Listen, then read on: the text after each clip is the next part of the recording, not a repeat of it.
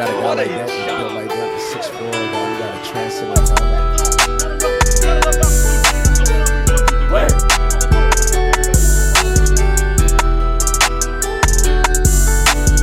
They got Jordan Davis last season. They bring Fletcher Cox back in Philly. So I'm sitting there like, we need to put something on this offensive line to combat that. I wasn't too confident that we would get a deal done, but I thought it was a possibility. We heard like some mixed things. I know in the past couple of weeks it was that, like, Tony Pollard was leaning towards maybe taking a team friendly deal. And would they kind of work together to get this done? I think they tried, but at the end of the day, they wasn't close. So how do you feel about Tony Pollard actually going to the last year of his deal? It wasn't like it's breaking news. I think we expect him to play on the franchise tag. At least he's in the building. But how do you feel about it in general? No, I think it's terrific that we don't have to deal with him not signing the tag. Tony, I think he wants to be in Dallas. I think he enjoys it in Dallas. I'm okay with not signing him to a long-term deal. I think we just kind of went through that and we're scared. For me with Tony, I do think he's one of the best running backs in the game. He doesn't have that many touches on him, but just to pay a running back a big contract, it's tough. And I'm trying to just think numbers wise, like you give him, 10.1 on the tag, and that's cool. Could you sign him for like 3 years, 30 million, guarantee 20 of it? Maybe. But at the same time, we've got other guys that we got to pay. So to me, it's like, why pay the running back when you can just get one? Because, I mean, we got Malik Davis. He's all right. We've seen flashes there. Deuce Vaughn is nice. What side of it are you on? I mean, it's tough. I mean, as far as the running back position, it's like, do you sign them? Like, we still just dealing with the aftermath for the Zeke situation. We seen how that worked out. But I think, with Tony Pollard, like you said, like he hasn't had the touches. It's not like he's already beat down or whatever. So I think when you think about the running back position, the difference is between him and some of these other guys. When you think about Pollard and Derrick Henry, is like, they've done it in the past already, right? They had the workload. They've done what they've done. You know what I mean? And I can't take nothing away from them for that. But with Tony Pollard, I think we all seen flashes, and we've seen the flashes, but we've never seen him in that full-time role. So I think if we was to pay TP, I think it'd be more so not, what have you done? Because it hasn't been a lot. We know he's explosive. He was our best playmaker last year, but now, like, what can he do in a full-time role? And I think that's what you would pay him for. Man, obviously, I want to see him in that, that CMC Kamar like role, being a guy that can get all the touches. And I think he can do that. I don't think he's had a problem staying healthy for the most part. Obviously, he had a freak injury in the playoffs or whatnot. But man, I like TP, man. I like to keep him around for sure. No, I like Tony a lot, man, and it makes me nervous to imagine him playing in like a Buffalo or something next season. Yeah. But I just don't see you go through another season. Let's say he gets through it healthy. Like, how many carries does he have now? I think this is probably going to be the trend moving forward at the running back position. It's going to be very tough to keep a guy long term or for a running back to stay at one spot because teams are going to be scared to. It just doesn't work out, man. It really only ends up benefiting the running back in the end. And it makes sense, man. Like, we wonder, like, is a TP just being a team player, or like, why couldn't he hold out? But he has, I would say, more to prove than these guys. For one, and for two, he's hurt right now. He's rehabbing. So what are you gonna not show up to rehab? Right. You're not gonna go see the medical staff. So he has to be in the building. He has to be getting the attention that he needs, and of course he's gonna show up. And I think in general, like, I just think TP, he's a good dude, man. But I did look. I seen the video, man. I was watching this, the Earl Spence and the Terence Crawford. We getting geared up for that fight, and I just happened to be watching All Access. And what do you know? I see the Cowboys popped up, so I'm like, damn, I'm getting the best of both worlds here. And I thought this was an interesting little thing I seen here, and I want to just pull that up for you. And just give me your thoughts on what TP says. Right, the rules we got to work in right now, I can definitely not put you out. We'll get fined and lose 3 draft picks. I ain't even tripping, man. They're working. You up. Just taking it slow now. Shit, if we had a game, I could go. Yeah, you the man now. All right, so you hear that, man. TP said, look, if it was a game right now, he could go. He could go right now. So I think that lets us know, look, they just taking it easy with him. And look, man, I'm excited for what he can do. I think a lot of people, if they're wondering, like, is he ready? Deuce Vaughn, all these other things. I just know TP, he gonna be there. But let's talk about the running back position in general. I heard you kind of just allude to that just a little bit if you want to dive in on, like, all the stuff that we seen at the deadline, and like a lot of players, a lot of running backs came out to speak out yesterday, man. I think a lot of people are upset right now, man, in general. No, I think it makes sense, man, and I get it from the player's point of view, but there's like a supply and demand of the running back position that counters the market, and I, I I don't know what you can do to solve that problem. I was actually thinking about this the other day. Imagine like a little kid trying to play running back. Like people aren't gonna want their kids playing running back, man. They're gonna want them playing wide receiver where the money's at. And that's a scary thought because the running back is such an important position. But with the way the rule set is in the league now, I mean, it makes sense. It kind of made things flow this way. Yeah, it's messed up, man. But it's weird, right? Because like you have, I would say not just running backs. You got some of the best playmakers in the league at this position, man. And if I was to look at these last couple of years, even though some of these teams haven't won Super Bowls, but in general, like the running back position has been integral in their success, man. You think about Derrick Henry, like Tennessee, these past couple of years, they haven't been good, obviously, like last year, whatever. But before that, this was a competitive team, and it was all because of that defense and what Derrick Henry was able to do. You think about Eckler, was it Herb or whatever, but all of those touchdowns, all what he was able to do. CMC, we can't say too much about him because obviously Carolina was trash or whatever. but the running back position is important, man. But then you think about Eckler, and he said that a thing that stood out to me. He was like, like I'm a playmaker. I'm like one of the best players on this team, but you got like third string guys. You got receivers that's on the bench making more than me. And how crazy is that? Like, by position wise, like it sucks. You know what I mean? I can't get the money, but how important I am to my team, my value should outweigh what you do if you on the bench and you coming in for, let's say, a handful of snaps. But I'm actually out here grinding it out and I can't get the contracts that these guys get, man. I think that's kind of crazy. No, and it's crazy to me too, because to me, Eckler is and Saquon as well are more of a weapon than a running back, and because of that, like Debo's a weapon. To me, Kadarius Toney is a weapon. So I think those guys are just elusive in open field, man, but they can catch the ball.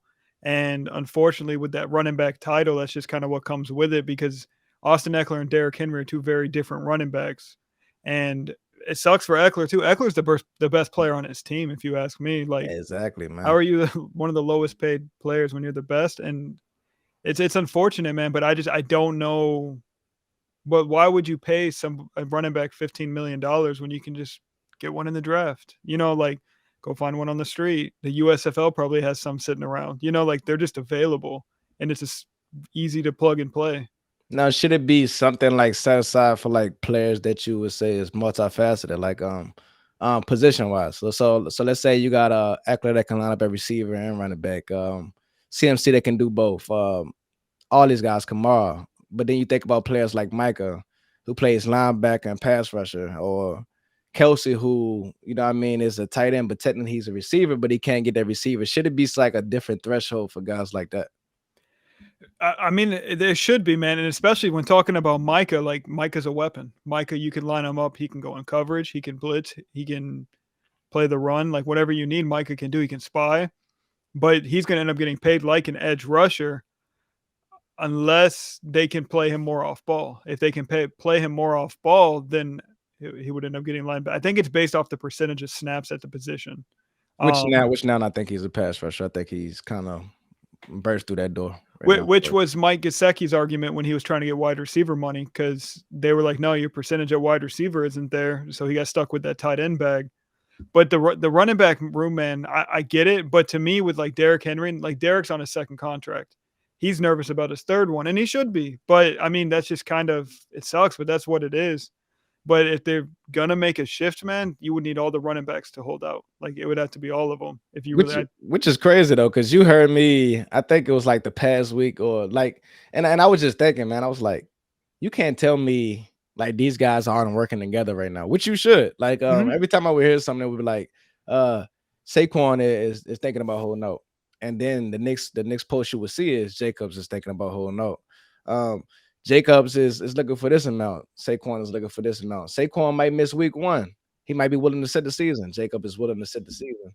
And I was like, yeah, these guys are definitely, working together. Because if one guy falls and let's say takes that deal, then you selling. I ain't gonna say you a sellout, but you forced the other guy to kind of have to cave in or whatever. You just caved into too, man. And I don't think Mixon, he did no service to either one of them, taking that pay cut right before the trade deadline, not trade deadline, I'm sorry, the franchise tag deadline, taking that pay cut all the way down to 9 million, man. So it's tough. I mean, what can we say? But it's just the state of the market right now for the running backs.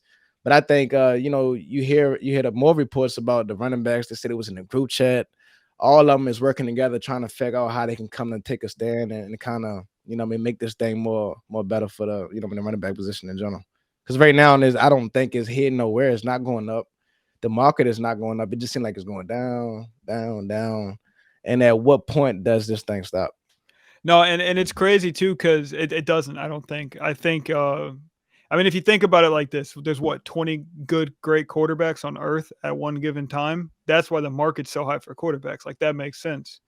But most teams run a backfield by committee with 2 or 3 guys, meaning they all have a role there. So it's just like there's 90 to 100 running backs available all the time. It's hard to pay a guy $15 million for 100% when I can pay $1 million at 80% of that productivity, So, I mean, it makes complete sense, but I hope they can figure something out for those guys, especially like you were saying, the ones that like an Ekeler that are getting the receiving work and along those lines.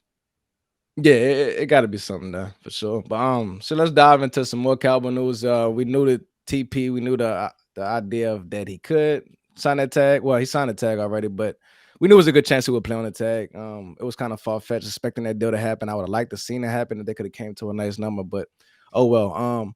But we also heard about Terence Steele. It was another deal on the table that they was working, it was closed.